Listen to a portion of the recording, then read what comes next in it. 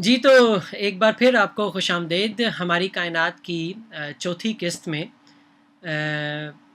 आज हम जिस टॉपिक पर बात करेंगे वो हमने सेलेक्ट इस तरह किया कि यहाँ लाहौर में डॉक्टर साहब हम अपनी टेलीस्कोप से जेमिनी कॉन्स्टलेशन की तरफ एक हिस्सा है, तकरीबन 4 माह से मुस्तकिल रीडिंग ले रहे थे, इमेजेस ले रहे थे। और हुआ ये कि पिछले कोई 10 रोज़ 15 रोज़ पहले वहाँ एक सितारा इंतहाई रोशन हो गया और तकरीबन 100 गुना रोशनी उसकी ज़्यादा हो गई। तो ये बड़ी एक हैरत की बात है, सितारे हमें एक ही जैसे नज़र आते हैं और कोई तब्दीली नहीं होती। तो आप हमें ये बताइए कि वहाँ पे ये अचानक क्या जादू हुआ और रोशनी अचानक उसकी तेज़ कैसे होगी? शुक्रिया उमर, हमारी कायनात का और हमारी पॉडकास्ट का। तो सितारे जो हैं हमें आसमान पर नजर आते हैं और हमारा ख्याल ये होता है कि सारे सितारे जो हैं वो एक स्टेबल हैं, इनकी रोशनी ऊपर नीचे नहीं होती। लेकिन असल में काफ़ी सारे सितारे जो हैं वो मुख्तलिफ वजूहात की बिना पर, खाली एक वजह नहीं है बल्कि मुख्तलिफ वजूहात की बिना पर वो कभी ज़्यादा ब्राइट हो जाते हैं और कभी वो कम रोशन हो जाते हैं। और एक तरह से हमारा सूरज जो है एक रिलेटिवली एक स्टेबल सितारा है और वो एक अच्छी चीज़ है, क्योंकि अगर वो ऊपर नीचे उसकी रोशनी हो तो हमारी तरह यहाँ जिंदगी का काम जो है वो ज़रा मुश्किल हो जाए, क्योंकि अच्छा। हल्की सी भी इसकी होती है तो यहाँ पे गर्मी हो, यहाँ पे समुंदर जो है वो एवेपोरेट हो सकते हैं या आइसेज आ सकती है। तो हमारा सूरज जो है उसको हम कहते हैं कि स्टेबल है। तो सवाल ये है कि जिस आप सितारे की बात कर रहे हैं वो यू जेमिनोरम उसका नाम है, शॉर्ट फॉर्म उसको यू जेम के हिसाब से कह सकते हैं। उसकी रोशनी जैसे आपने कहा कि वो बहुत ऊपर हो गई, 100 गुना बढ़ गई और फिर वो वापस से नीचे गिर गई। यू जेम जो है वो एक जबरदस्त सिस्टम, वो दरअसल में एक सितारा नहीं है बल्कि 2 सितारे हैं। अच्छा। वो बाइनरी स्टार है। यहाँ से जब आप टेलीस्कोप से देखते हैं, छोटी खासतौर से जो छोटी टेलीस्कोप्स हैं रिलेटिवली, उसमें तो आपको एक ही सितारा वो नजर आएगा। लेकिन स्पेक्ट्रोस्कोपी से पता चलता है कि एक्चुअली उसमें एक नहीं बल्कि 2 सितारे घूम रहे हैं। सवाल ये कि किस किस्म के सितारे और इनकी रोशनी जो है वो ऊपर नीचे क्यों हो रही है। तो जो उसका सेंट्रल सितारा है यू जेमिनोरम में, वो है जिसको हम कहते हैं व्हाइट ड्वार्फ। अच्छा। अगर आप इसको तो होना होगा लेकिन तो उसको व्हाइट ड्वार्फ कहते हैं। और व्हाइट ड्वार्फ्स एक तरह से आप कह सकते हैं कि वो जब सूरज हमारे जैसा सूरज जैसे सितारे या तकरीबन मेजॉरिटी जो हैं हमारी यूनिवर्स में, जब उनका इंतकाल होता है, मतलब ये कि जब उनका न्यूक्लियर फ्यूजन उनमें ख़त्म हो जाती है, जब उसमें से जो फ्यूजन हो रही है उनके सेंटर स्टार्स में, जब वो ख़त्म हो जाती है, तो आखिर में एक आप कह सकते हैं कि कोर बच जाता है। अच्छा। जो बड़े सितारे होते हैं वो बाद में बात करेंगे, जो बड़े सितारे होते हैं सूरज से 10 गुना बड़े, उनका कोर जो है वो न्यूट्रॉन स्टार से बन जाता है, जो छोटा है मगर डेंसिटी। और जो बहुत ही बड़े सितारे होते हैं जब वो खत्म होते हैं तो वो ब्लैक होल होते हैं। अच्छा। लेकिन ज्यादातर सितारे जो हमारी गैलेक्सी में हैं, जो हमारी यूनिवर्स में हैं, उनकी आखिरी फॉर्म वो व्हाइट ड्वार्फ होती है। तो व्हाइट ड्वार्फ तकरीबन जो हमारा सूरज इवेंचुअली 4-4.5 बिलियन साल के बाद उसका कोर बच जाएगा, वो तकरीबन जमीन के साइज का होगा। तो इस वक्त जो है सूरज बहुत बड़ा है, तकरीबन आप 250 जमीन जो है वो उसके, सूरज बहुत बड़ा। तो आप सोचें कि बाद में आपके पास खाली जो है वो एक जमीन के साइज का कोर बच जाता है और इसकी डेंसिटी बहुत ज्यादा है। सोचें सूरज को आपने कर दिया एक जमीन के साइज में। तो यू जेमिनोरम का जो मेन सितारा है उसको हम कहते हैं प्राइमरी स्टार। वो एक वाइट, बहुत ज्यादा डेंसिटी है उसकी। वो कहते हैं कि अगर आप उसका छोटा सा, अगर आप वो जो माचिस का डब्बा होता है, अगर आप उसमें व्हाइट ड्वार्फ का मटेरियल लें, खाली माचिस के डब्बे का, तो वो सारी कारें जो हैं पाकिस्तान में उन सबको वो बैलेंस कर सकता है। अच्छा। लेकिन बहुत ही डेंस मटेरियल है व्हाइट ड्वार्फ का। अच्छा, अब ये व्हाइट डवार्फ है, इसको हम प्राइमरी स्टार कहते हैं। यू जेमिनोरम में इस प्राइमरी स्टार व्हाइट डवार्फ को एक ऑर्बिट कर रहा है एक और सितारा। अच्छा, वो है एक रेगुलर सितारा है, सूरज जैसा, मगर सूरज से छोटा। उसको हम कहते हैं एक एम डवार्फ। इसका मतलब ये है, अच्छा अब मैंने कहा कि व्हाइट डवार्फ भी छोटा है, तो उसके छोटे होने में और ये जो एम डवार्फ के छोटे होने में फर्क क्या है?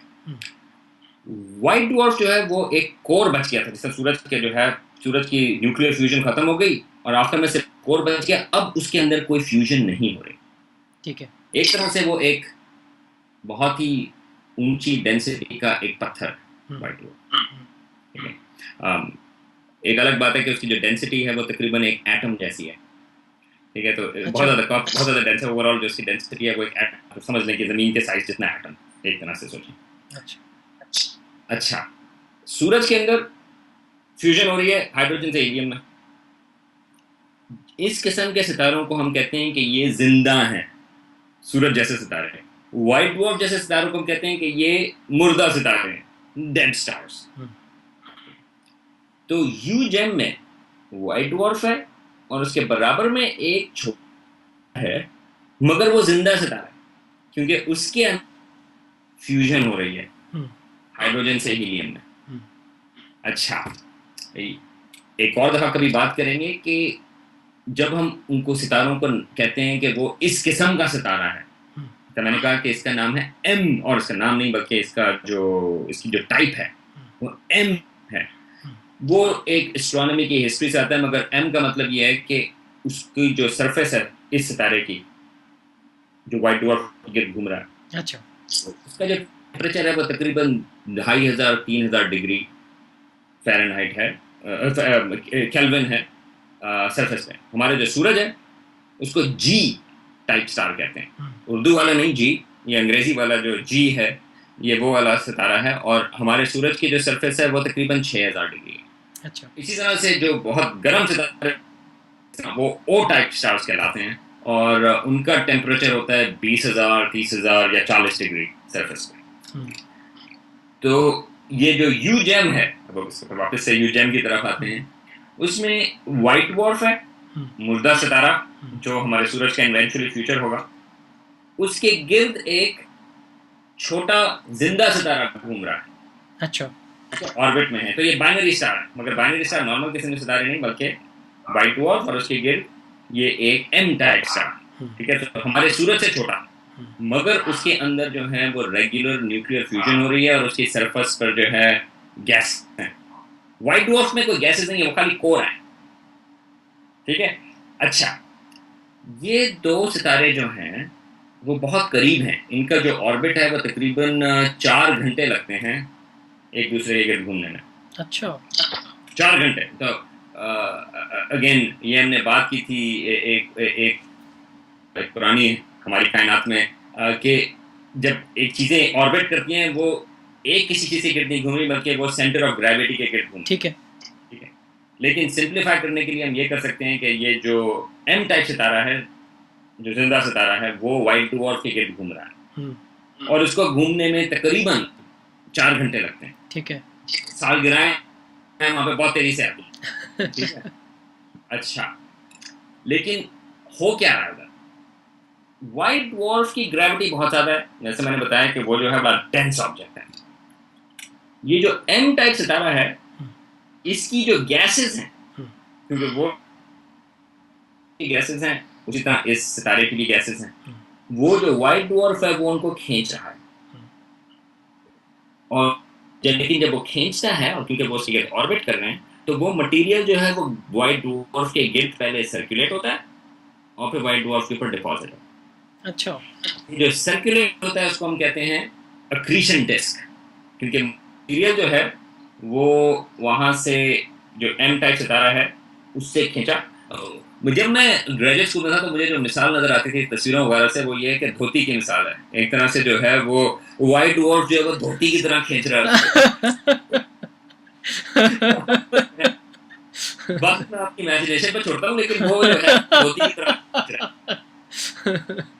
ठीक है, वो जो मटेरियल है वो डिस्क में बनता है और फिर वो व्हाइट ड्वार्फ के ऊपर गिरता है। ठीक है, ये एक सारी चीजें जो है ये एक ऑर्बिट की वो जिस तरह से गिरता है वो थप करके नहीं गिरता, बल्कि वो एक क्रीट करके गिरता है। अच्छा, तो ये तो एक नॉर्मली यू जेम में हो रहा है। व्हाइट ड्वार्फ, उसके गिर्द व्हाइट ड्वार्फ की बहुत डेंसिटी है, उसके गिर्द ये छोटा जिंदा सितारा घूम रहा है, और क्योंकि उसकी जो गैसेस हैं वो, क्योंकि ये इतने करीब हैं, 4 ऑर्बिट में, हम सोचे ना जमीन को जो है 365 दिन लगते हैं, यहाँ पे जो है तो 4 घंटे लगते हैं। ठीक है, तो वो इतना करीब है कि व्हाइट ड्वार्फ की ग्रेविटी जो है वो इसकी जो गैसेस हैं वो खींच रहा है, वो एक्रेशन डिस्क में बनती हैं। अच्छा, ये यूजेन की नॉर्मल सूरत हाल है। तो जब आप कहते हैं कि जब आप यूजेन की तरफ आप जाते हैं तो आपको ये बाइनरी सितारे हैं जो ये कर, ठीक है। अब सवाल ये है कि उसकी रोशनी ऊपर क्यों होती है। होता ये कि मटेरियल है, ये जो एक्रीशन डिस्क पर जाता है, तो ये कुछ वजूहात की बिना मटेरियल जो है वो जमा होना शुरू हो जाता है कुछ हिस्सों में एक्रीशन डिस्क। अच्छा। इसका ताल्लुक विस्कोसिटी से है कि वो किस तरह से हो जाए, क्योंकि मटेरियल आप सोचें वो गैसेस हैं तो वो इतनी यूनिफॉर्म नहीं है।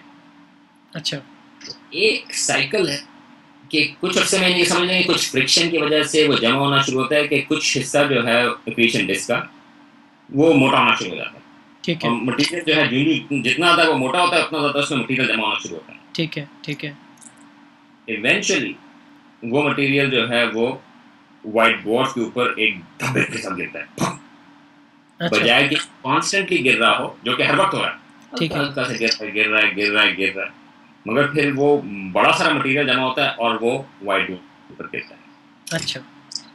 अच्छा, अब अगर आप मटेरियल जो है वो आप गिराएंगे, पर व्हाइट ड्वार्फ की है बड़ी ग्रेविटी, तो वो कहते हैं gravitational energy, gravitational potential energy, किसी चीज को भी आप गिराते हैं कि एनर्जी, ठीक है, आप पत्थर गिराएं एनर्जी है, वो जो हमारे पास आके एस्टेरॉयड गिरते हैं उसकी एनर्जी होती है, तभी हमें खतरा होता है कि एस्टेरॉयड से जो है वो जिंदगी वाइप आउट ना हो जाए। ठीक है, इस तरह से ये मटेरियल जब व्हाइट ड्वार्फ पर गिरता है तो उसकी जो ग्रेविटेशनल पोटेंशियल उसकी वजह से जो एनर्जी है वो निकलती है, और वो इतनी ज्यादा है क्योंकि व्हाइट ड्वार्फ की ग्रेविटी बहुत ज्यादा है। ठीक है, वो इसको इतना कि वो 100 गुना उसकी रोशनी ज्यादा हो जाती है। अच्छा, तो ये हो रहा है यूजेम में, और ये रेगुलर सिस्टम है, इस लिहाज से बिल्कुल रेगुलर, यानी तकरीबन 100 दिन लगते हैं इस किस्म की मटेरियल एक्रीशन डिस्क में जमा होने में। वो गिरता है, एक दफा गिर गया तो वो जो एक्रीशन डिस्क है वो थोड़ी सी हल्की हो गई, ठीक है, तो फिर नॉर्मल से फिर से हल्का हल्का करके मटेरियल जमा होना हुआ, तो 70, 80, 90, 100 दिन के बाद जो है फिर से मटेरियल गया, फिर से बना हो गया। तो इस तरह से करके इसको वेरिएबल स्टार कहते हैं। रोशनी होती है और इसकी जो वेरिएबिलिटी है तकरीबन 100 के हिसाब से। ठीक है, ठीक है।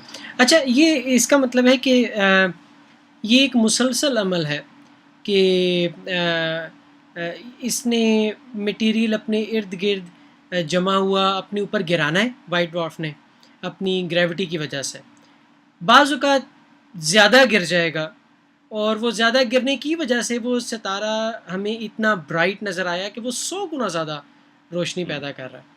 अच्छा, तो एक चीज़ मुझे बताइए कि अब कायनात में इतने सारे सितारे हैं, तो क्या ये सिर्फ एक ही सितारे के साथ हो रहा है या ऐसे और भी सितारे हो सकते हैं जो बाइनरीज हों और इसी तरह ज़्यादा चमकदार हो जाते हैं?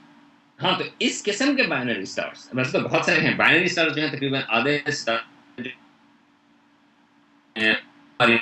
ख्याल लेके वो बाइनरी, लेकिन इस किस्म की ब्राइटनेस के लिए आपको ऐसा बाइनरी चाहिए कि वो व्हाइट ड्वार्फ चाहिए और उसके करीब जो है नॉर्मल सितारा।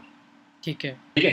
अच्छा, ये जो बाइनरी स्टार था वो शुरू ऐसे नहीं हुआ था, शुरू में तो दोनों नॉर्मल सितारे थे। ठीक है, ठीक है, ठीक है ना। तो एक सितारे का जो है उसकी जिंदगी खत्म हो गई, व्हाइट ड्वार्फ बच गया। तो ये जो एक्टिविटी शुरू हुई वो व्हाइट ड्वार्फ बनने के बाद शुरू हुई, क्योंकि व्हाइट ड्वार्फ बनने के बाद जो है वो मटेरियल को वो क्रिएट कर सकता है। ठीक है, पहले खाली वो दो नॉर्मल दोनों जिंदा। अच्छा, अब ऐसे सितारे जिस तरह यूजेन है, तो यूजेन जो है वो आई थिंक 1855 में ये पहली दफा डिटेक्ट हुआ था। अच्छा। और इस किस्म के सितारों को हम यूजेन टाइप स्टार्स कहते हैं। अच्छा, चूंकि ये पहली दफा मिला तो इसके नाम पे रख दिया उन्होंने। बिल्कुल। तो इस किस्म के और सिस्टम हैं जिसमें व्हाइट डवार्फ है और उसके गिर्द जो है वो नॉर्मल सितारा घूम रहा है और उससे मटेरियल अक्रीट हो रहा है और उसमें इसी तरह से वो मटेरियल जो है जब ज़्यादा हो जाता है तो उसकी ब्राइटनेस ज़्यादा हो जाती है और फिर वो कम हो जाता है। अच्छा, इसको एक और नाम भी कहते हैं ड्वार्फ नोवे। ये जो ब्राइटनेस है वो कम ज़्यादा हुई, इसको हम ऑल्सो इस किस्म की एक्टिविटी को हम ड्वार्फ नोवा कहते हैं। एक और एक्टिविटी होती है जो दूसरे किस्म के सितारों में सिस्टम्स में होती है जिसमें ये भी हो सकता है कि व्हाइट डवार्फ के ऊपर जो है खुद न्यूक्लियर रिएक्शन शुरू हो जाए, इतना मटेरियल आ जाए। अच्छा, उनको हम नोवा कहते हैं, लेकिन वो एक अलग कैटेगरी है और उसकी हम कभी फिर बात करेंगे। लेकिन यूजेन किस्म के सितारे, तो ये कहते हैं कि अच्छा यूजेन किस्म का सितारा कौन सा है? वो सितारा है जिसमें व्हाइट डवार्फ है और उसके गिर्द जो है वो एक नॉर्मल किस्म का सितारा करीब घूम रहा है। लेकिन इंपॉर्टेंट चीज़ ये है कि जो व्हाइट डवार्फ है वो उसका मटेरियल खींच रहा है, उसको धो रहा है। ये आई थिंक बड़ी इंपॉर्टेंट चीज़ है क्योंकि ये एक्रीशन डिस्क बनाता है और फिर एक्रीशन डिस्क में जो है वो तो ठीक है, ये यूजेन। ठीक है। अच्छा, एक और चीज़ बताएं। अब मैं ये सोच रहा हूँ कि एक सितारा दूसरे सितारे से उस पर डाका डाल रहा है, चोरी कर रहा है उसका सामान, उसकी गैसेस ले रहा है। ज़ाहिर है वो लिमिटेड गैसेस हैं उसके अंदर। क्या बनेगा इनकी इस धींगा मुश्ती में, लड़ाई में क्या बनेगा? उसकी गैस सारी ख़त्म हो जाएगी क्या, और फिर क्या होगा? हाँ, ये अच्छा, तो ये बड़ा अच्छा सवाल है क्योंकि सवाल ये है कि ये कितने अर्से तक चलता रहेगा। जी बिल्कुल। ठीक है, तो जब मैंने कहा कि वो नॉर्मल सितारा है एम स्टार जो है जो उसके गिर्द घूम रहा है व्हाइट डवार्फ के गिर्द, इसका मतलब ये कि उसके अंदर न्यूक्लियर फ्यूजन हो रही है। ठीक है, ठीक है, ठीक है ना, ये वही बात हुई कि हमारे सूरज के अंदर न्यूक्लियर फ्यूजन है। अच्छा, ये उसकी अपनी लाइफ साइकिल चल रही है। ठीक। इवेंचुअली उसमें जो हाइड्रोजन है, जिस तरह हमारे सूरज की एक वक्त जो है 4.5 बिलियन साल के बाद जो है वो हाइड्रोजन खत्म हो जाएगी फ्यूजन के लिए, इसी तरह से इस सितारे की भी इवेंचुअली हाइड्रोजन खत्म हो जाएगी। ठीक है। अच्छा, अगेन ये हम फिर कभी बाद में बात करेंगे। जो बड़े सितारे होते हैं वो कम उम्र के होते हैं, उनकी हाइड्रोजन जल्दी खत्म हो जाती है। अच्छा। जो छोटे सितारे होते हैं वो बहुत ज़्यादा उम्र के। ठीक है। अच्छा। तो ये जो एम सितारा है ये काफ़ी ऐसा लगेगा उसको, हमारे सूरज से भी ज़्यादा हो सकता है कि 10 बिलियन साल या उससे भी ज़्यादा, शायद 20 बिलियन साल। अच्छा। उसके बाद जो है उसकी हाइड्रोजन जो है वो खत्म हो जाएगी। ठीक है। फ्यूजन की। ठीक है। और फिर वो हीलियम बनेगी, फिर थोड़ी सी हीलियम बर्न होगी और फिर हीलियम से कार्बन और फिर हीलियम भी खत्म हो जाएगी फ्यूजन के लिए। ठीक है। तो वो भी व्हाइट डवार्फ बन जाएगा। अच्छा। तो आज से 20, 30, 25 बिलियन साल के बाद, या अरब साल, 20-25 अरब साल के बाद दो व्हाइट डवार्फ एक दूसरे को ऑर्बिट कर रहे होंगे। अच्छा, अब व्हाइट डवार्फ से मैंने वो सारी जो उसकी गैसेस हैं वो तो या तो वो कुछ इस एक्रीशन डिस्क के जरिए व्हाइट डवार्फ के पास, या वो बाहर स्पेस में चली गई। ठीक है। और आपके पास आखिर में दो व्हाइट डवार्फ एक दूसरे के गिर्द ऑर्बिट। ठीक है। तो ये इनकी फाइनल स्टेज होगी। अच्छा, एस्ट्रोनॉमर्स ने डिस्कवर किए हैं व्हाइट डवार्फ बाइनरी स्टार्स। अच्छा। तो हमें पता है कि दो व्हाइट डवार्फ एक दूसरे को ऑर्बिट करते हैं, ऐसा होता है। ठीक है। क्योंकि एस्ट्रोनॉमी में टाइम स्केल्स इतने ज़्यादा हैं, जिस तरह हम 20-25 अरब सालों की बात कर रहे हैं, कि हम एक सितारे को नहीं देख सकते, उसको फॉलो नहीं कर सकते कि वो 20-25 साल अरब साल जो है क्या होगा। बिल्कुल ठीक। लेकिन एस्ट्रोनॉमी में जिस तरह से लोग पिक्चर बनाते हैं कि क्या हो रहा है, वो ये करते हैं कि वो मुख्तलिफ सितारों को देखते हैं और फिर ये कोशिश करते हैं समझने की कि सीक्वेंस क्या है। तो यूजेम वो इस वक्त जो है उसको अगले 20-25 अरब साल तक जो है वो हम और सितारों को देखते हैं जहां पर दो व्हाइट डवार्फ मौजूद हैं, तो कहेंगे एक वक्त पर ये यूजेम जैसा सितारा था। ठीक है। अब है वो ये है। तो है वो वाइट डॉर्फ, 2 वाइट डॉर्फ्स रह जाएंगे। अलग से सवाल हैं इनके गिर्द जो हैं वो अगर सैयारे ऑर्बिट कर रहे हैं या नहीं कर रहे। तो अगर सैयारे ऑर्बिट कर रहे हैं, हो सकता है कि सैयारे इनको ऑर्बिट कर रहे हो इस सिस्टम को ऑर्बिट कर रहे होंगे, तो जिंदगी होना जो है मुश्किल काम है, क्योंकि एक पहली बात तो है कि एक तो वाइट डॉर्फ बन गया, तो बड़ी चेंज थी कि पहले वो एक नॉर्मल सितारा था और अब वो वाइट डॉर्फ है। तो अगर सितारे सैयारे थे वहाँ पे और जिंदगी जो है वो इस किस्म की रोशनी का गुजारा करती थी, तो बहुत बड़ी चेंज है उनके लिए।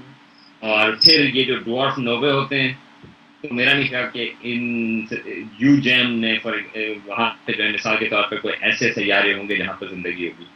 ठीक ठीक ठीक। लेकिन अमेजिंग चीज है हमारा सितारा जो है हम देखते हैं, लेकिन यहाँ पे देखें कि एक एक्टिवली, और जब आप टेलीस्कोप से ऊपर देखते हैं यूजेम की तरफ, तो आप एक वाइट डॉर्फ देख रहे हैं और उसके ऊपर एक्टिवली चीजें गिरती हुई आपको नजर आ रही हैं एक तरह से, क्योंकि उसकी जो ब्राइटनेस ऊपर हो रही है वो अक्रीशन डिस्क का मटेरियल जो है जो एक और सितारे से आया है उसके ऊपर गिर रहा है। तो ब्राइटनेस ऊपर नीचे है, वो आपको उसके अंदर एक फिजिकल मैकेनिज्म जो है जो कि एक जबरदस्त है वो आपको नजर आ रहा है। ठीक ठीक। अच्छा, मैं अब एक आखिरी बात आपसे पूछना चाहूँगा, करना चाहूँगा कि ये इसका मतलब है कि ये बड़ा कीमती है कि हम ऐसे स्टार्स को मुस्तकिल ऑब्ज़र्व करें। और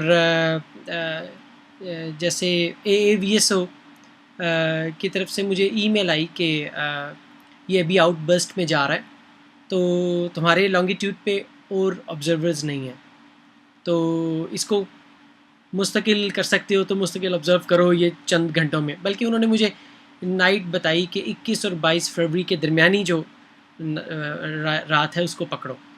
तो आप क्या समझते हैं कि पाकिस्तान में लाहौर और कराची में बहुत टेलीस्कोप्स हैं, तो कैसे इसको हम एमेच्योर एस्ट्रोनॉमर्स कैसे कर सकते हैं, और ये कितना इम्पोर्टेंट है कि हम ये ऐसा डाटा सबमिट करें?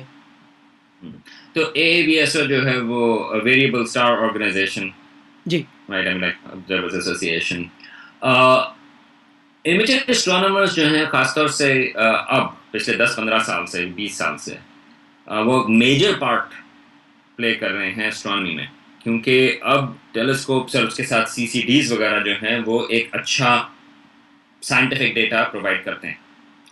और जैसा आपने कहा कि इन चीज़ों की मॉनिटरिंग की ज़रूरत है, क्योंकि वो जो बर्स्ट है वो एग्जैक्टली 100 दिन पे नहीं होता, बल्कि उसके आस-पास होता है। तो अगर आपने उस सिस्टम को समझना है, एक तो ये ना कि मैंने जो आपको मिसाल दी है, जो इसकी एक्सप्लेनेशन दी है, वो तो एक बड़ी ब्रॉड एक्सप्लेनेशन है। ठीक है, ठीक है। आप ये जो यूजेम है वो डिस्कवर तो 1855 में हुआ था। ठीक है।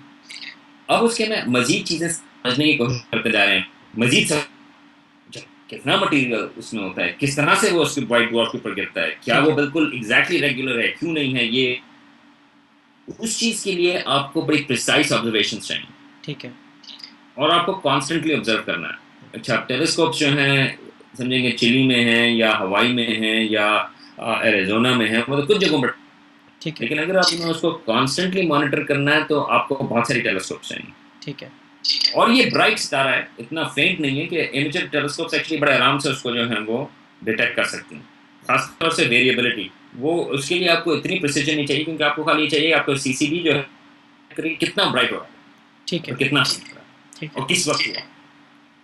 तो इसलिए ऐसे इसी वजह से जो AAVSO है वो इसको वो एमेच्योर एस्ट्रोनॉमर्स की हेल्प मांगता है, क्योंकि आप लोग वाकई कंट्रीब्यूट कर सकते हैं। तो पाकिस्तान ने इस किस्म की जो टेलीस्कोप्स हैं जो मौजूद हैं कराची में, लाहौर में, इस्लामाबाद में भी, वो एक्चुअली डेटा सबमिट कर सकते हैं। और अगर अच्छा डेटा होगा तो वो एक्चुअली वो जो है वो साइंटिफिक पेपर्स का हिस्सा बन जाएगा, और आपकी एक कॉन्ट्रीब्यूशन होगी कि यूजेम मिसाल के तौर पे, और बहुत सारे वेरिएबल स्टार्स भी हैं, लेकिन यूजेम का जो सिस्टम है इसको समझने में आपका जो है एक हाथ शामिल हो गया। बिल्कुल ठीक। अभी हम सारे जो हैं वो एक तरह से बड़ी चीज़ की बात यह है कि ये जो सवाल है वो हम एक इंसानियत के सवाल हैं कि हम कायनात को समझने की कोशिश कर रहे हैं। बहुत सारे सवाल हैं, बहुत सारी चीज़ें हैं, और इसमें जो है हम चाहे आप कहीं पर भी रह रहे हो, आप अमेरिका में हो, आप यूरोप में हो, आप ऑस्ट्रेलिया में हो, कहीं पर भी हो, आप पाकिस्तान में हो, आप इंडिया में हो, यूजन एक ही तरह से नजर आएगा। तो जब हम उसको समझने की कोशिश करेंगे कि यूजन में क्या हो रहा है, उसका ताल्लुक ये नहीं कि आप कहाँ पर बैठे हैं, उसका ताल्लुक ये है कि आपके पास आपको एक क्यूरियोसिटी है, हो क्या है वहाँ पे, क्यों वो उसकी रोशनी बढ़ गई, क्यों रोशनी कम हो। तो एक तरह से जब आप डेटा शेयर करते हैं तो एक तरह से आप इंसानियत की जो एक क्यूरियोसिटी है, आप उसमें उसका एक बड़ा पार्ट बनना है। मेरा ख्याल है कि ये एक अच्छी चीज़ है, कंट्रीब्यूशन अपना। बिल्कुल जी, तो इसके साथ ही हम डॉक्टर सलमान हमीद का शुक्रिया अदा करते हैं। आज हमने जो गुफ्तगू की, मैं ये महसूस कर रहा था कि उसमें काफ़ी टर्मिनोलॉजीज़ हमने पढ़ी हैं डॉक्टर सलमान से, और मैं ये चाहूँगा कि आप सब जब सुनते हैं, देखते हैं इस पॉडकास्ट को, आपके अंदर वो जो तजस्सुस पैदा होता है, इंटरनेट अवेलेबल है, आप बहुत सारी चीज़ें खुद जान सकते हैं। हमारा मकसद ये नहीं है कि आपको एक टॉपिक इन डेप्थ बताया जाए, अपनी टोटलिटी में बताया जाए। अभी डॉक्टर साहब बात कर रहे थे अगर 1855 से ऑब्ज़र्व हो रहा है तो इतना डाटा है, और फिर प्रिसियंस कितनी है, फिर टेक्निकली उसको किस तरह व्यू किया जाता है। तो हमारा कंट्रीब्यूशन हो सकता है, हम इसको समझ सकते हैं। टेलीस्कोप्स बहुत सारी हैं, और ये हमारा बड़ा शौक़ है कि पाकिस्तान से ज़्यादा एस्ट्रोनॉमी, अब CCDs से तो बहुत कुछ किया जा सकता है। कभी हम डॉक्टर साहब आपसे ये डिटेल से पूछेंगे कि एक एमेचर CCD से हम क्या क्या कर सकते हैं, क्योंकि इतनी टेलीस्कोप्स हैं और इतना मुश्किल नहीं है CCD को ऑपरेट करना और डाटा प्रोसेस करना। तो बहुत सारा डाटा पाकिस्तान से भेजा जा सकता है। बल्कि मैं आपसे ये भी ये पूछना चाहूँगा जल्द अज जल्द कि हम अपनी CCD से लाइक पेपर्स कैसे लिख सकते हैं, ताकि यहाँ एमेचर एस्ट्रोनॉमर्स जो हैं वो अपनी टेलीस्कोप से सिर्फ विजुअल व्यूइंग ना करें, बल्कि वो ख़ुद भी कंट्रीब्यूट करें, उनको ख़ुद भी बड़ा अच्छा लगेगा कि वो रियल साइंटिफिक काम कर रहे हैं। तो ये आपसे इंशाल्लाह ताला फिर कभी बात होगी। अब हमारा वक्त हो गया। आपका बहुत शुक्रिया डॉक्टर साहब। शुक्रिया। इंशाल्लाह ताला नेक्स्ट एपिसोड में फिर आप सबसे मुलाकात होगी।